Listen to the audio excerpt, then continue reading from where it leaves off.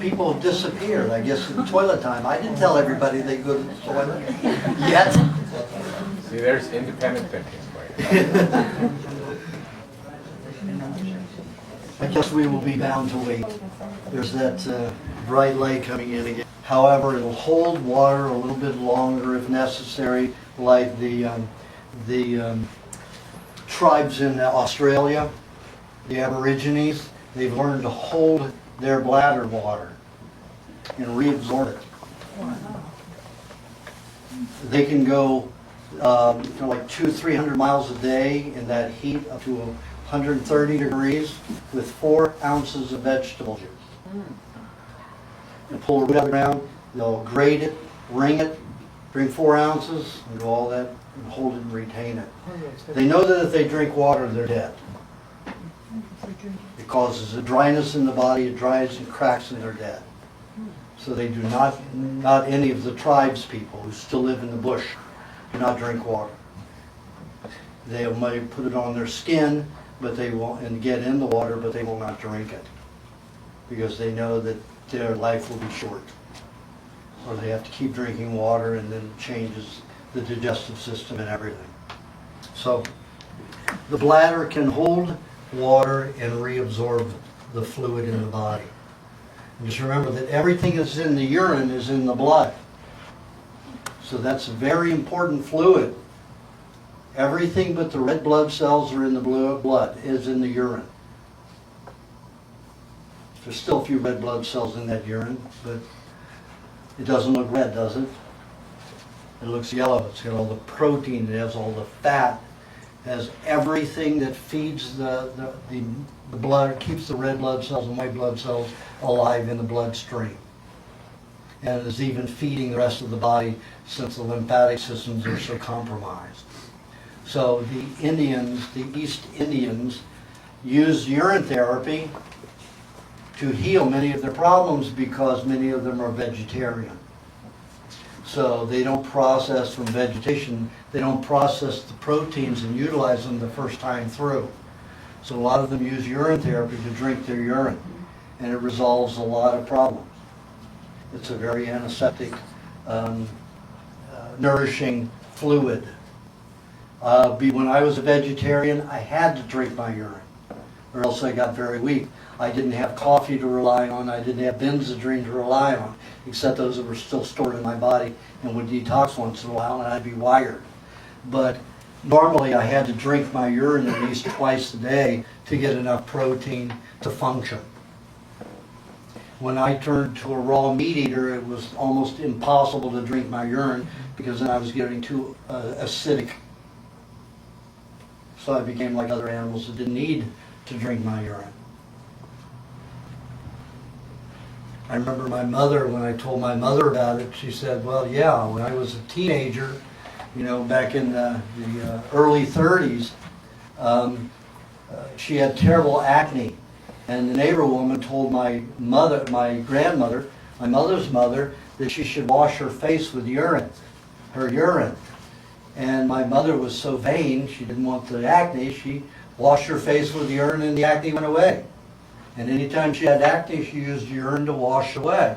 So what she was really doing was feeding fat, good microscopic amounts of fat into the cells, into that area, so when the toxic substances came out through the pores, the skin was not irritated, the skin was protected.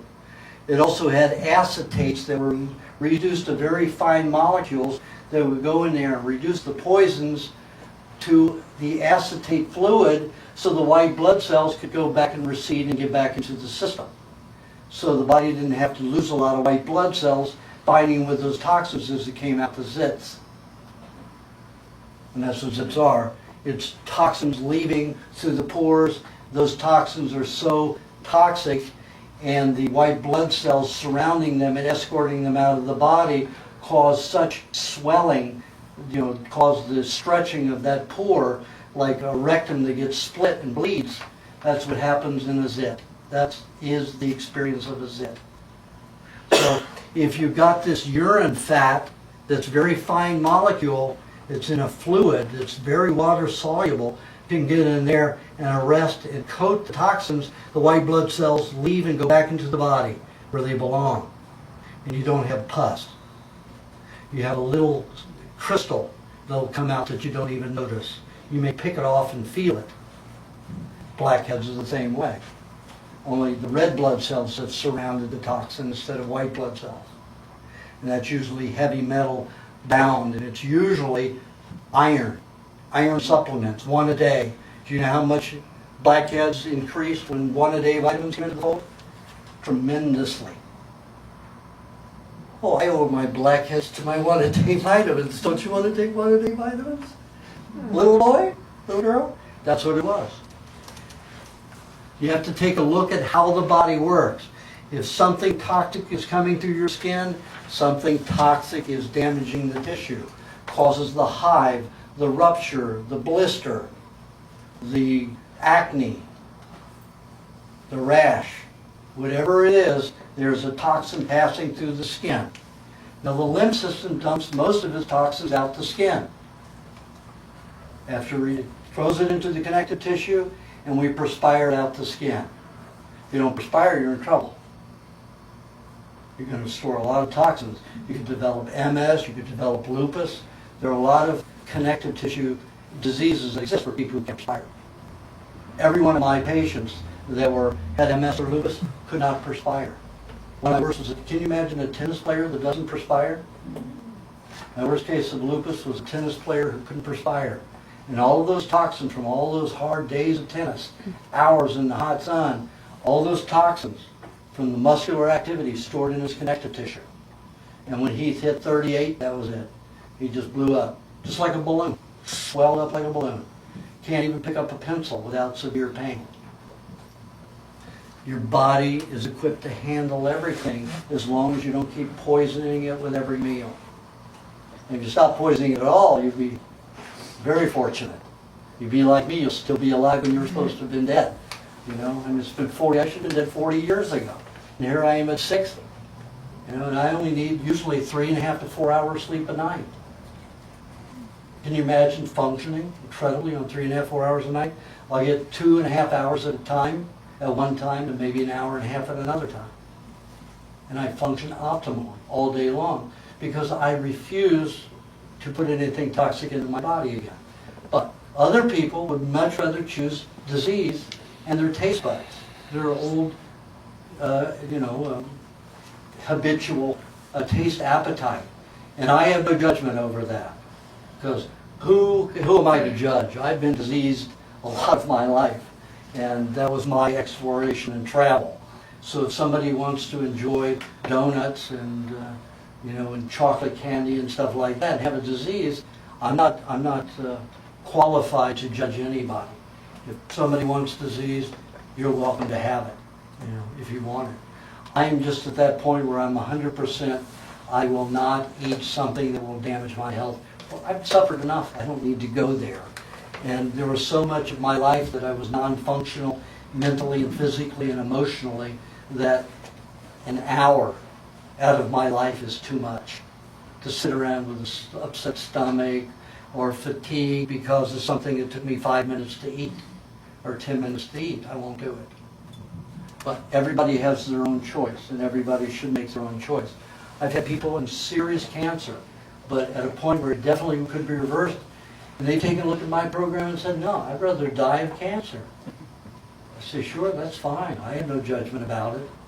If that's the way you want to go. It's good as any.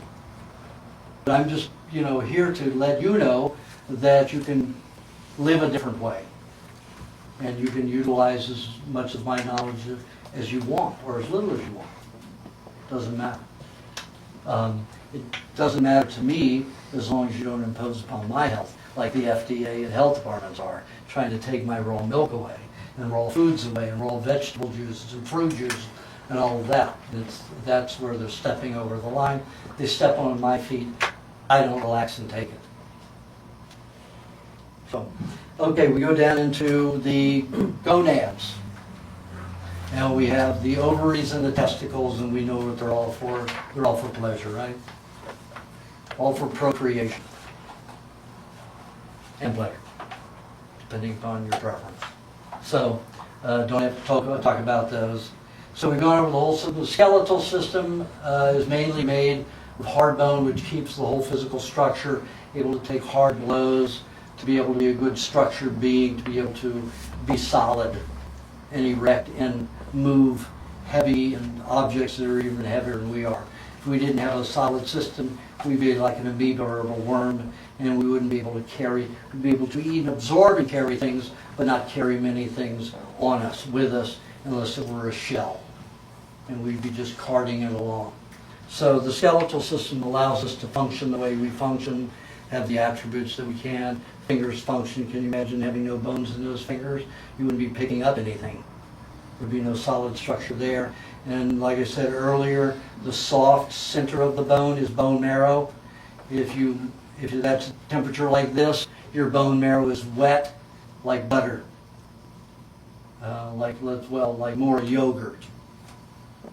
But if it gets very warm, like 101, 102 degrees, it will melt like butter. So it's mainly fat, and that's where the red and white blood cells are bred.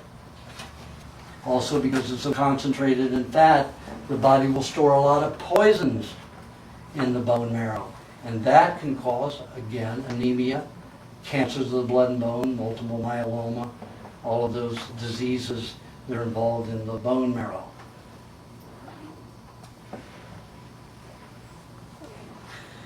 Okay, next we're going to go into food. Nobody likes food, right? Food, what do we do with food? Well, we talked about digesting food. That's how we derive the nutrients from food. So we have protein, we have fats, and we have carbohydrate, or the normal divisions. To me, the carbohydrate, the one for the human, is vegetable juice. Not even fruit is good for the human, except in small amounts, and only while you're not well, and you get over-acidic. And I don't suggest that we eat vegetables. I don't eat vegetables, unless it's an herb with a meat meal as a sauce. Why is that? Because, as I explained, the herbivore is built to digest vegetation, leaves, stalks, and roots. We are not. When we pass vegetation through our system, it goes through in 24 hours. We digest less than 1/4 of all that vegetation. Sometimes, if we're healthier, up to 1/3. But it's only the vegetable juices, the enzymes, some of the fats, not many, and a lot of the enzymes and minerals. But we don't fractionate the cellulose molecule to release the fat and the protein. So, it's good to drink your vegetables. You juice your vegetables. What happens if you eat vegetation and they travel through a human digestive tract, your digestive tract? You'll be constantly secreting alkaline juices. All of your E. coli, all of your salmonella, all of your listeria, your campylobacter, those are all acid-bearing bacteria. If you eat vegetation, and that vegetation constantly secretes alkaline fluids in your intestines, it neutralizes that bacteria. It can't eat, because then it's in an alkaline environment. The hydrochloric acid is neutralized, so it won't digest your protein. It won't fractionate them, so the bacteria can eat them. So how can we get vegetables into the system without turning the intestines alkaline? Vegetable juice goes into the stomach, doesn't secrete hydrochloric acid because there's no protein in it, or very little. Moves into the duodenum where it starts digesting. Any microfats that are in the juices will be mixed with some bile, and then are all absorbed within the first 3 inches of the intestinal tract. Maybe a little bit of pulp got through in the vegetable juice, but not enough to cause indigestion. So vegetable juices are very important. Now, if you have somebody who has a very, very poor digestive tract, like not like Crohn's. Crohn's is one that I wouldn't suggest that with, but they've got inflammatory bowel syndrome. you might eat a salad once a week, whole vegetables once a week, twice a week maximum, and you do it as your last meal of the day. So any dairy that came behind it, any meat that came behind it, if you were to eat meat, would not be neutralized. So when you wake in the morning, you've got an acid system again, after the vegetables have passed through, and whatever you eat will never catch up to it. If it catches up with it, it'll be neutralized. So that's the only way I suggest, and the only reason I ever suggest a whole vegetable salad. Otherwise, it should be liquid. Okay, proteins. Now, this is a lot of people believe that we should eat meat, and when I was with the Shivananda community, they were of that ilk. In fact, they were of the ilk not to eat dairy when I was with them, and that was harmful to me. And now, the Shivananda yoga communities allow lacto-ovo, and which is so important. Like I said earlier, there's a lot of people I know that only live on milk and eggs, and they don't need the meat. They do okay without it. However, my experiments with a lot of very sick humans, they could not heal quickly without raw meats. So if you're in danger, like the Dalai Lama was going more and more toward vegetarianism, becoming a complete vegetarianism for spiritual reasons, then he got very sick. And a friend of his, a very dear friend of his in this country, who built him an ashram, Fred Siegel, who's on my diet. Fred Siegel came to me at about 66 years old, and he was like this, and as skinny as an Auschwitz victim. And his wife had been vegetarian for 10 years. His wife was 30 some years younger than he was, and got him to go on vegetarianism, wasting away. So he got on my diet. Within a year and a half, he was all standing up straight, gained about 40 pounds, and looking strong and healthy. And his vegetarian wife says if he ever goes off your diet, he's out of the house. So he's a friend of the Dalai Lama's, and the Dalai Lama's getting very sick. And Fred said, take a look what happened to me. Start eating meat again, eat it raw.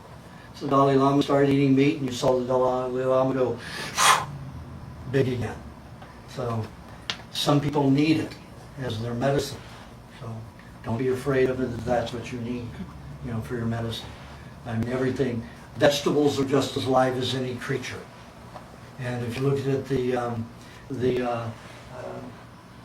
the results of the experiments of Baxter from the late 60s and early 70s, he put the lie detector, which can register emotional activity, on plants. And when something was killed or destroyed in a room with a plant, the plant would react. If you took a plant near that plant and ripped it apart, the other plant would react. He also noticed that the plants in his house, during his experiments, would react at a particular time of the day, in a 20-minute period, get very emotional for that 20 minutes every day. And he realized that a flush usually followed that activity. And there was a toilet in the office building, upstairs on that floor, on that level, and right juxtaposed to his office. And they had those antiseptic little discs that they put in there that stink so terribly, like mothballs, which cause brain tumors. And he noticed that when urine, because you have live blood cells, you got lots of white blood cells and some red blood cells in the urine. So the men were up there urinating urinals with these discs, and it was killing the cells. When he went and pulled out all of those, one day went and took out all those discs, and the plants didn't react to the people urinating and flushing. He also took plants and put them next to he boiled a lobster, and he noticed that this plant started going crazy when he boiled a live lobster. They always react. There was the experiment which he called Daisies Tell the Truth. He put 11 daisies in a room and had 7 people, I think it was, walk through the room One of them, they were all instructed. One of them get the gumption to just destroy, all but one of the plants. They go in there, rip to pieces, do whatever came in after were not to do anything. They just come in and go out. So nobody knew who did the destruction. Then he put the diodes or the electrodes on the remaining plant that was not hurt. And had each person walked in, and the person who had killed the plants, it reacted. So plants are just as intelligent as animals. So when you eat plants, you're eating live things. You're killing a plant, just like you're killing an animal. So you have to take a look at that philosophy thoroughly and deeply when you feel that if you need meat and you're afraid to eat it for spiritual reasons, you have to look at the whole of our creation. Everything is alive. Everything has intelligence. And I don't like the feeling of class distinction between, plants are not as highly evolved as animals. Without plants we wouldn't be alive. They're very highly evolved. To me, everything is equally highly evolved. So we all give a great deal to this environment and planet. Even this cancerous human creature that's on Earth, that's eating up the system and making it toxic, has a reason. So we need to consider, why are we going through all this? What is the reason for it? Do we want to reverse it before it continues? Those are all questions each person has to answer. But on a dietary level, it may be very necessary for some people to eat meat. Like I said, in my animal experiences, both human and other, healing was increased rapidly with meat consumption, raw meat consumption, not cooked meat, raw meat consumption. So some people can get fine on 1 meat meal a week, 3 meat meals a week, but after I ate a poison mushroom in 1981, and it destroyed 65% of my red blood cells, so it gave me multiple myeloma again. And I was just feeling like I was on top of the world, and all of a sudden, bam, I hit the bottom again. It took me 6.5 years to recover. And I was only eating the raw meats, about 3 days a week, 1 time a day. And then after about 1.5 years of eating that way after the poison mushroom, I decided I had to do something different because I was abscessing in my mouth, I was having blood problems everywhere, and I was mostly non-functional, just like when I had cancer earlier in my life. So I began eating meat twice a day, eating about 1 pound a day. The results were phenomenal. I started healing rapidly. A lot of people say, well, that's because you had your stomach surgery and all that other stuff. I said it could be. But you have to consider, if I'm eating a lot more meat and I have no hydrochloric acid, how am I digesting it? There's something exceptional going on in my body that it can digest that meat in the first place. We still, like I said, we have lots of hydrochloric acid that secretes throughout the small intestine. Carnivores, dogs and cats, have 15 times the hydrochloric acid that we do in the stomach. But we secrete just as much as any canine and feline in the small intestines. If we count that's in our stomach and that's in the small intestine, we have the same amount. Dogs and cats digest their meats in 10 hours. We digest it in hours in 16 to 20 hours. Gone in 24. Out to the feces. Dogs and cats have a movement about every 12 hours. So they're built to digest the meats faster than we are. Not that we're not built to digest meats, because obviously we are, or animal products. And eggs are a very important part of that product. But in experiments with eggs again, even though they're high in protein and fat, the protein doesn't seem to be mature enough to generate enough healing and growth hormone.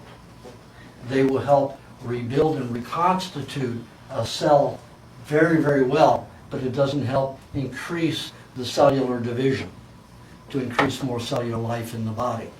So that's been my experiment with thousands of people. So if you're mainly a milk and egg eater, wonderful, you're going to get healthy, you're going to get strong. With those cells that you have alive, you're going to keep reproducing cells at a good normal rate. But if you need increased healing, then you might try raw meats, just to increase that. I do it because it takes 40 years, I still do it, it takes 40 years to replace every cell in the body, 5 times. The work of Howell and Pottinger, they took cats and rats. Pottinger took 900 cats over a 10-year period and fed them different diets. Fed them raw foods that was normal for their, the carnivore diets, and it fed them the same things cooked and then processed, cooked and processed. And the more processed the food, the more advanced and chronic the diseases were. Powdered, evaporated milk was the worst. Created the worst diseases. And what do we send over as care packages? To all those poor people, all those poor starving children in Africa and Bangladesh. Evaporated milk. Because they know what happens. They know they're going to kill them and then take over their resources. And it is that ugly. A country that has no population, they get all the resources. They don't even have to go to war. So, and that's been going on for a long time. You kill them with starvation. Very easy process. So when you give donations in the future, you make sure that you're giving donations that are not going to poison those people. There's a group of actors, forgot who they are, when they give a care package, they give them a milking animal, a chicken, a live farm product to grow, to be able to have good food, not processed garbage.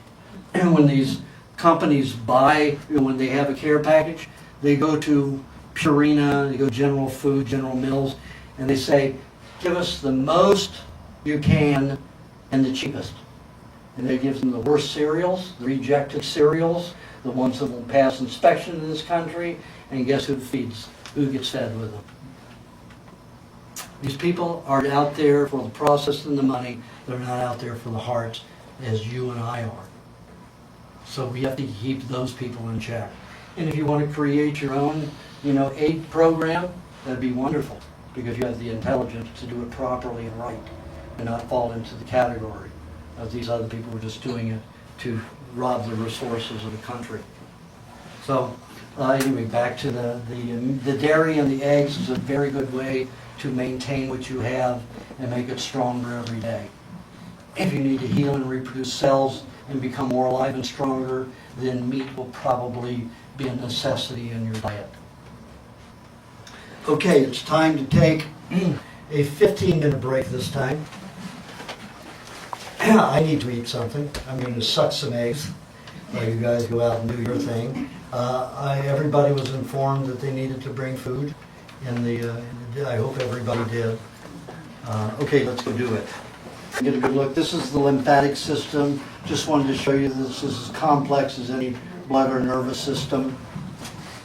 And it shows all the glands and how they're very complex in the armpit. Also in the neck, you'll see it here in the groin area. But it's distributed all throughout the body.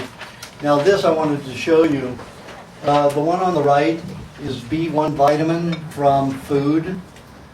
And you see how they're just nice little spongy little balls, nutrients like cells.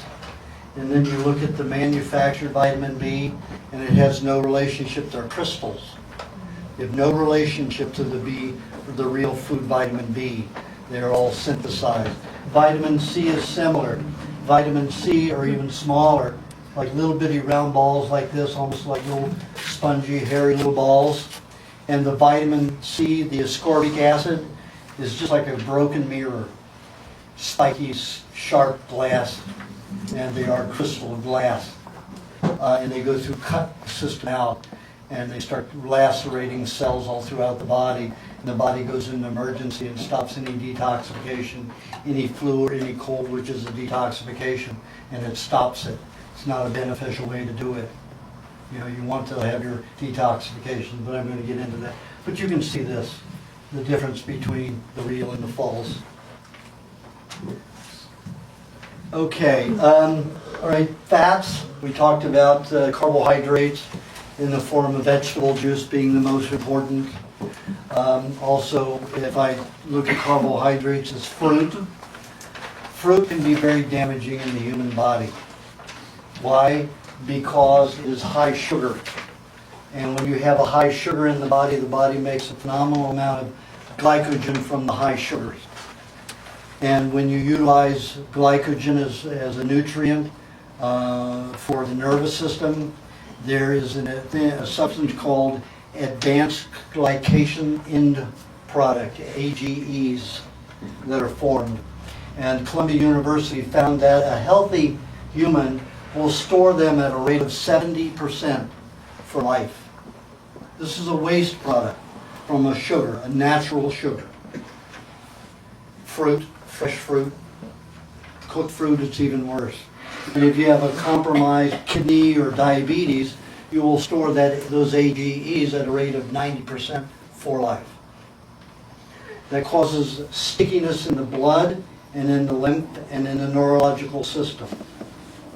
Those thoughts when you say, oh, where did that go? Where did that go? Can't find that. That's because too much sugar in the area. It's sticky.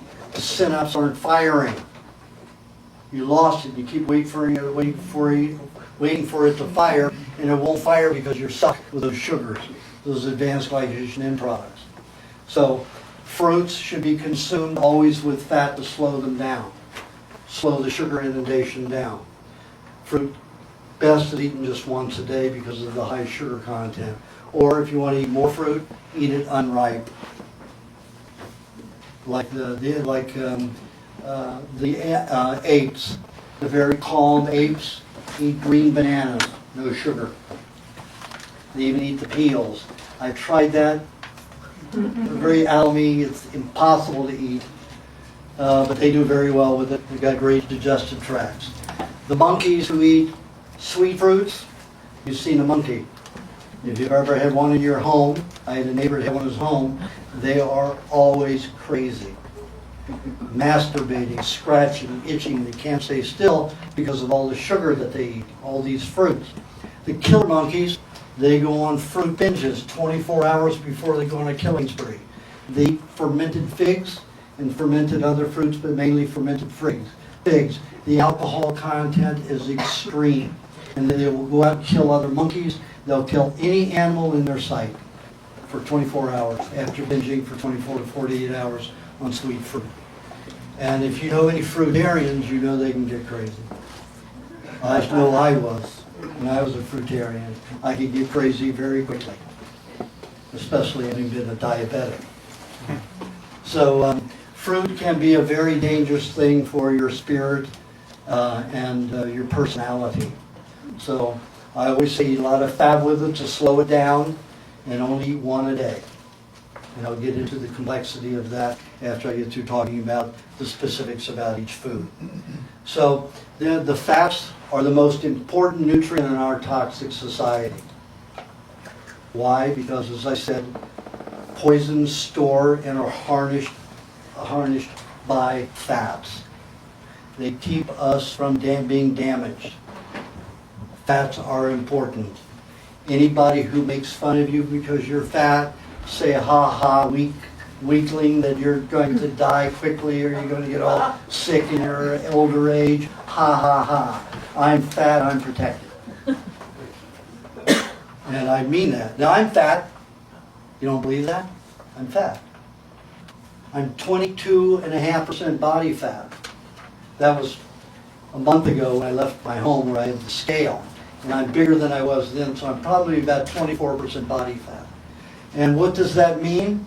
24% body fat is about almost her size. Why don't I look like her? Because I've been eating raw fats since 1972. No cooked fats. So, when you cook a fat molecule, what happens? It swells 10 to 50 times its normal size. You get that? 10 to 50 times its normal size. Yet, if you compare me with an athlete, sure, I have more fat, I'm not ripped. I got all this, don't exercise, this is it. That's my exercise. Really heavy. And that's my exercise, and I get those muscles from doing that. So you don't need to be an athlete. You don't need to work out to build if you're eating good raw meats and raw proteins or dairy. And some people do it just on dairy can have a body like this. I can't. And you see this? Doesn't look like I'm fat, but you see I can't even do my pants. I have 3 wardrobes.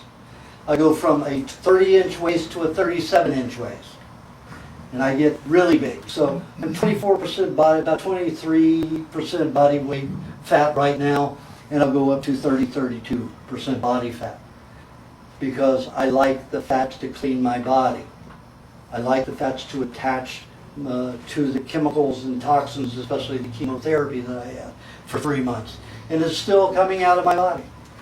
Just a week ago, I had it coming out of my mouth, this whole area here, and I had AZT. Anybody know about AZT?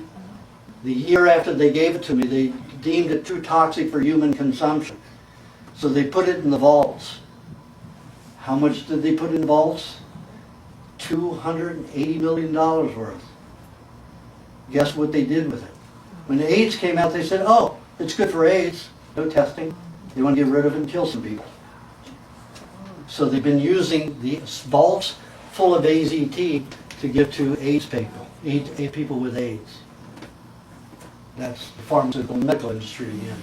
You have $280 billion, you're not going to let it go to waste. You got to make a profit. Give it to the people with AIDS. So I had it coming out of my mouth, I taste it. Just like antifreeze, I can taste it. Still coming out of my body. As I started to say earlier, the tests with Pottinger and Howell, when they tried to reverse the diseases of those animals, it took 5 generations. 5 generations of animals to get to a healthy state.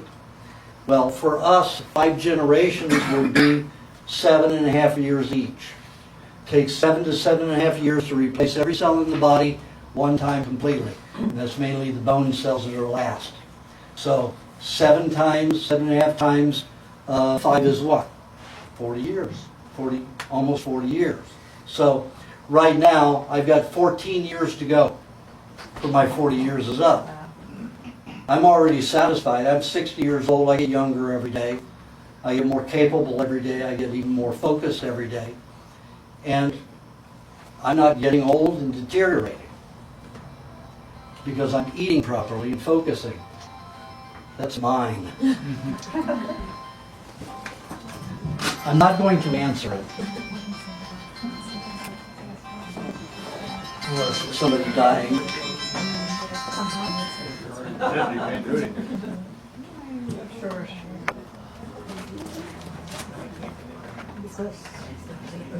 Won't turn off. Says I'm not going to do it. I'm not going to do it. Okay, so the fats are in many different forms. We have avocados, we have meat fats, we have dairy fats. All of those are pretty good. Coconut fats, but only the animal fats will stabilize you and bring you calmness. Avocados will not do that except for a very limited period. Coconut fats will do it for a limited period. But butter and cream are the best. Cream settles the nerves quicker than anything. If you feel out of sorts, drink raw cream, lots of it, and you'll calm right down. Eggs are very good.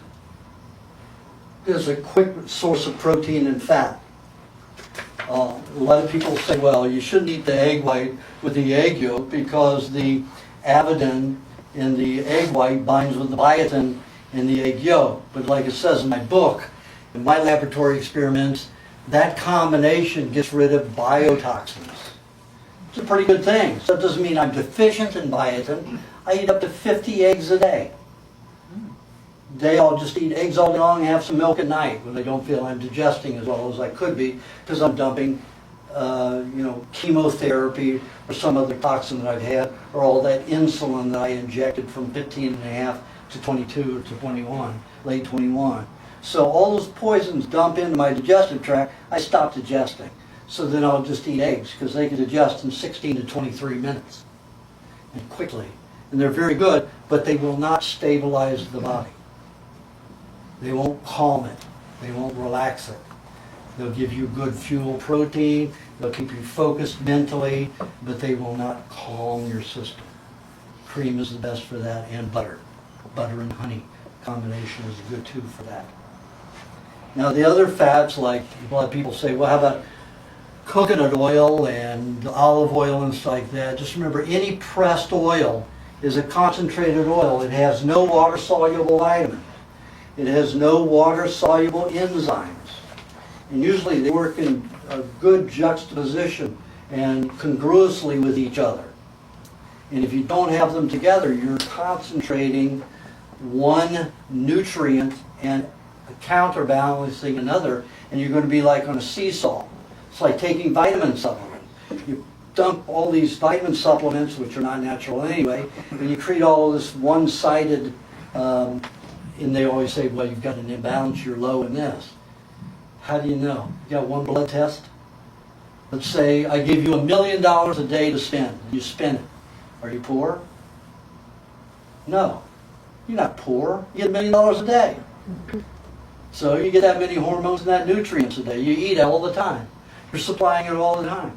At the time they take the blood test and you've used it all, does that mean you're deficient?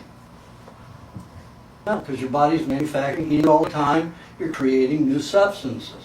But the pharmaceutical industry knows that if they can smoke and mirror your thought processes and your logic, you'll take supplements. Remember 40 years ago, the pharmacies and the medical professions said vitamins and supplements had nothing to do with your health. They will not help you. Now that they're in the business, they're selling them. You know, it's just racket. But like I said, and you see in that, you know, those pictures going around, the synthetic vitamins are not natural vitamins. The vitamin D, told you what that is. It's all dangerous stuff. 99% of the vitamin E that is out there on the market comes from Fuji and Kodak. Fuji and Kodak? What do you mean Fuji and Kodak? Yeah, they're a chemical byproduct of developing fluid. Is what vitamin E is. It is so toxic and so dangerous that they used to have, and they're still required if they bury it in the earth, they have to have 12-foot thick concrete walls and stainless steel barrels that will not rust and decay. So they were paying millions and millions of dollars to scientists every month to come up with a solution to do with that toxic waste. So they wouldn't have to spend hundreds of millions of dollars a year to store that toxic waste byproduct. And one of the scientists said, you know what? The molecular structure of this is 72% similar to vitamin E. Let's call it vitamin E. And that's exactly what happened. Now they bottle it, put it in pills, and give it to you as vitamin E. It has no relationship to vitamin E, the food vitamin E. And all the food vitamin E that's sold you, so it's natural vitamin E, they'll put 5 units per 100 units of vitamin E that's extracted from soy or corn. The other 95 are that Fuji and Kodak chemical. You want to develop film? Swallow some. If you're taking a lot of vitamin E, I saw what vitamin E did to somebody. Diane Cannon, when I worked at Aunt Tilly's health food store, when I was experimenting with vitamin supplements, she would have to eat 2 bottles of that a week. I'm talking about major bottles of vitamin E. Her skin got translucent thin. You could peel it away. And she got crazy. All those chemicals were just making her nuts. So she became an addict because she couldn't handle her emotions. And she was ruined for about 12 years. If you got to see her story, you know, about 10 years ago, you'll understand that it was caused mainly by vitamin E. I saw it. I saw it in the making. It's a nasty stuff. Don't believe anybody that tells you that a supplement is natural. I don't care if it's derived from a food or not. Once you process it, even though it's minimal processing, you have to get it separated from something. Let's say you were going to extract 1 million molecules of vitamin C from oranges. How many oranges would it take to grasp that much vitamin C? How much waste product is there? The companies also have to deal with the waste product. So if they're telling you it's natural, it's an infinitesimal amount of whatever is natural. You can be assured. And if you don't believe it, do like I did. You go into the chemistry of it and you say, where does this come from? What do you do with that? And you find out really it's all just a chemical. Even if they're claiming it's coming from food. And do you know where some of that food comes from? Well, the cereal company had a lot of waste product here, a brand, and we extracted it from that. Well, what did the cereal company do with it first? Chemicals, processing. Oh, but when we take it, we do minimal processing. So, it's already been in an accident. It's been mutilated and destroyed. So you don't do much with it after that. It's already destroyed and mutilated. So anybody who sells you vitamins, supplements as natural is not telling the truth. They may be, hoodwinked, but whoever has that company has gone to somebody to say, hey, I need this product. How can you do it for me naturally? And of course that chemical company is going to say, oh, we'll do it for you naturally. But they won't tell their process. Why won't they tell their process? Because then you wouldn't buy the product. And you wouldn't market it and sell it as natural. So there's a lot of fallacy out there. A lot of fraud for money and everything. If you want to know if you're eating food that has vitamins and nutrients in it, you eat the raw food. You know it's in there. And then you don't have to worry about it. And the amount of vitamin C in an egg or in a slice of meat is much, much more than you'll get in any orange. Because you can assimilate all of that's in the meat because of the protein and fat with it. And also milk. But you cannot assimilate much vitamin C out of an orange. Why? Because it utilizes fat. It goes in and attaches it to fat and robs your body of fat. Take a look at Linus Pauling. Was he a calm man? Was he a fat, calm man? No, he was a skinny, erratic man. Everybody, Walker. All these people who were, vegetarians, they were also not calm people. Walker was out of his mind. That was the guy that, the nutritionist that Monica's mother, in my book, if you read that story about Monica with the peritonitis, her mother sicked Dr. Walker on me. And Dr. Walker's the one that said, let her take the antibiotics and do what you can to help her recover from the antibiotics. And I said, why? He said, because it's your butt. I said, wait a minute, this is a person. You do no harm. You just don't cover your butt. You face the battle of the challenge. He said, no, you don't. You go down. Then you won't help anybody. I said, well, that's where you are. It's not where I am. But he was skinny and frail, and again, skinny and frail people don't have any fat to protect themselves. These objects go in and irritate their nervous system. They can't think as well as people who are calm. Fat and happy, there's a lot to it. If you just get over the psychological crap of our society that says fat is ugly, fat is unhealthy, you are much better if you are fat. So, all of my fat, you can't tell I'm my fat because all of my fat's small molecules. If you look at the Maasai tribe, they've got like 7 to 12% body fat. They're very skinny people, but they don't have all the toxicity in their society that we have. They don't need the fat like we do. And we need a tremendous amount of fat. When I get down to 18% body fat, I'm not a happy person. Don't get near me. I can be rude. I won't be nasty, but I can be rude. Just because I'm irritable, a little irritable at that weight, at that body fat level. Of course, I look really thin, at 18% body fat. I've got the washboard abs and everything. But most of those guys have 7%, 4% body fat. And it's just not healthy. So fat is very, very important in our society.